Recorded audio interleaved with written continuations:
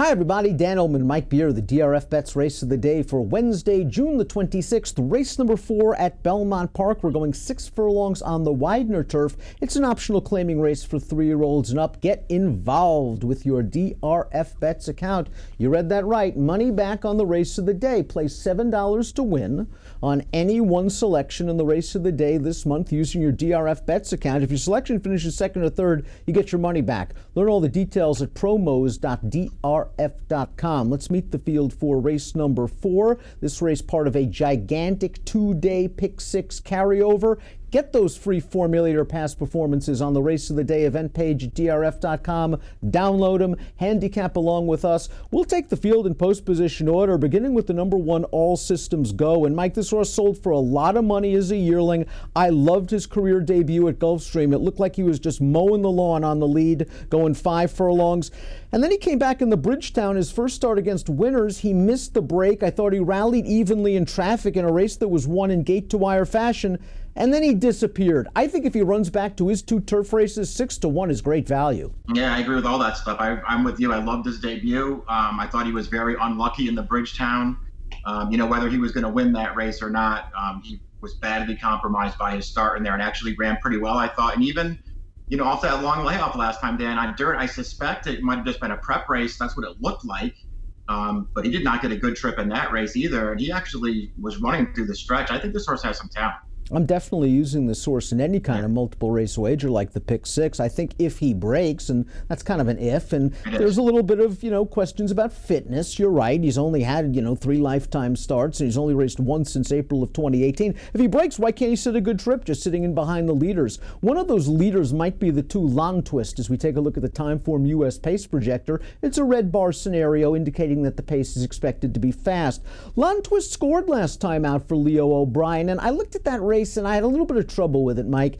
The pace wasn't very fast, but I liked the fact that he ran down the loose favorite. He was on a hard chase from about the 3/8 pole into the stretch, and he ran right by this horse. I think this horse is improving, and if you believe that 85 buyer, he's right in the mix at a price. Yeah, and it's not like that 85 came out of nowhere. Danny's run figures like that before. I think this is a legitimate horse. I think he's a contender in here, especially because not only does he have speed, but he showed last time that he doesn't need the lead, and he tracked off that horse, and as you say, ran right by him. I will say, Real Money was the big favorite, and there he was loose. That horse has a real bad habit of coughing up leads in the stretch, so maybe that diminishes what Lundqvist did a little bit, but I thought he ran well last time, and I think he's a contender in this race as well. Oh, doubtlessly, this is a tougher spot. Kria's Brooklyn Laws entered for main track only, so we'll move on to the 4, Colonel Tom. And Colonel Tom did some very nice things against New York breds last year. His most recent start, he ran against World of Trouble. I mean, what do you expect? Right. He came off of the long layoff here.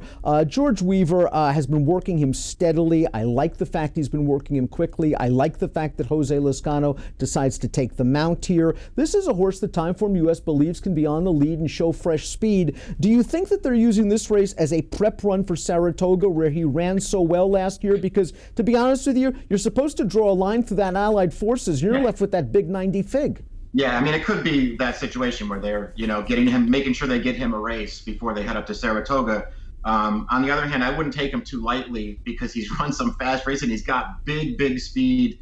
Weaver isn't great off long layoffs like this, but if he has this horse even close to ready, he will not be easy to run down on the stretch. Shiraz ran 3rd against Statebreds last time out, and that's kind of been the story of this horse's career. He likes to nibble. He won back at Belmont on his last win, came in an off the turf race. He's only 1 for 18 lifetime on turf. I can see him working out that 3-wide tracking trip, but running down those 2 speeds might be problematic. Yeah, he's just hard to endorse at this point. He's had so many chances. He can run really nice races. He can run competitive races.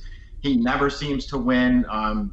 We'll see what happens in here. Then he's not impossible at a price, but he's just really hard to take in a race like this. Do you think we'll see more speed from the 6, Discretionary Mark, who took them gate to wire 2 starts back, went in for 40 at Belmont. Last time out, first try at this open 1X level, didn't run very well, preceded the layoff. Now he's back with a capable barn, and Discretionary Mark has that speed if he wants it. It's nice to know he's versatile. Yeah, it is nice to know he's versatile. I don't think he's as fast as Colonel Tom, but Colonel Tom is off the layoff here, as is this horse. We'll see what happens. He's one who I do think has to improve to beat this field, but he's another horse who's just rock solid, 4 for 7 on Belmont Turf. Now, I do think that the 7 Banana Thief is prepping for a 40,000 non-winners at 2 other than state-bred race at Saratoga. That's where he made hay last year with a big late rally at 5.5 furlongs. His most recent start was his first start of the year. I thought he ran just fine. The runner-up is a decent New York bred who came back to run second with a 79 buyer. If he gets the pace that is expected in this race, maybe Banana Thief can pull off a bit of a surprise, but I'm going to wait till Saratoga for this one. There is a big rider switch. Yeah, there is. That was a pretty good field he was in last time off the layoff, and he actually ran, I thought, deceptively well. He got into some traffic and took a bit of a shuffle in that race, and then he was rallying through the stretch. He's another horse. I feel like he might be a little tough here, but his best race, and if he gets a setup, he will be moving at the end of this race. A lot of folks that are going to be looking for a single in the pick 6 are going to land on Mutakatif, the number 8, who's 6-5 for Shadwell Stables. It's Javier, it's Chad Brown. We have a Chad Brown formulator fact for Mutakatif, who has raced once in North America. Past 5 years, older turf runners cutting back in distance off a 2 to 4 month layoff, almost 30% winners and a positive ROI. Now, there was just no pace in his North American debut, and this horse was just throwing his head for the first 3 furlongs. Yeah. After that, though, I didn't really see much excuse. I saw him attacking on the outside, making the lead, and just getting run down late. I think 6 might be a little short for this horse. The folks that are singling him might want to look elsewhere for at least a backup or 2. Yeah, I don't think I would single him in here. I think you probably have to use Absolutely. him. He did run well in his stateside debut. I mean, you're right, the pace wasn't there. He looked very rank and headstrong early in that race. It was a little disappointing to see him get run down. On the other hand, the horse that did run him down, C Major, has just been streaking for Todd Pletcher. He just keeps winning races. So it's not as bad a loss in retrospect as maybe as it looked then. And it is worth pointing out that this horse did sprint effectively as a 2-year-old in England. So there are things to like about him. I wouldn't single him. I would be happy to take a shot against him if he's going to be 6-5. But I'd use him in the multis. You and I feel the same way about him as we take a look at our top selections. I'm definitely using him in a multiple race wager. I don't want to bet him at 6-5.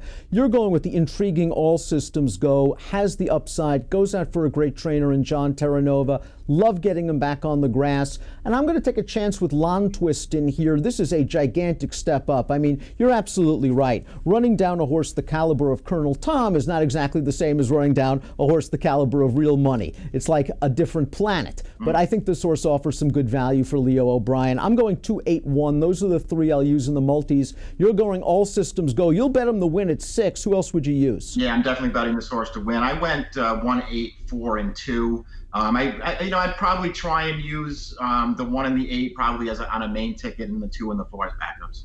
Fun race number 4 at Belmont Park on Wednesday. It's your DRFBets Race of the day. Take advantage with your money-back offer via DRFBets. Learn all the details at promos.drf.com. Bet $7 to win on any one selection in the race of the day. If your pick runs 2nd or 3rd, you get your money back. Approximate post time for race number 4 at Belmont on Wednesday, 3:11 Eastern. Good luck.